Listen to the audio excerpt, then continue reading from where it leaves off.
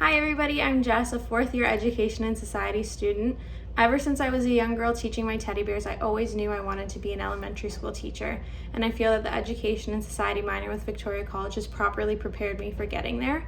I decided to pursue the Education and Society minor as I felt that it has a really great balance between the theory side of teaching as well as the hands-on application side. So with this minor, I was able to complete a 100-hour internship working in a grade 3 classroom under a host teacher, where I was able to further develop my practical skills in leading lessons, planning lessons, and just working with small groups of kids.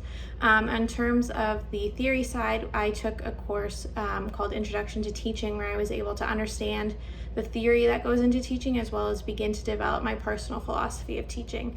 So I feel that the range of courses and hands-on opportunities that this minor provides is very beneficial in allowing you to develop a sense of what the whole picture of being a teacher is and not just working with kids. With this minor, there's also a lot of opportunity to get involved with the student life. So personally for me, I work for a Hey Teach magazine, which is a magazine dedicated to developing the voice of potential teachers. This minor also is associated with Vic I Teach and also Vic Reach, which allows you to work in more opportunities in classrooms and with kids.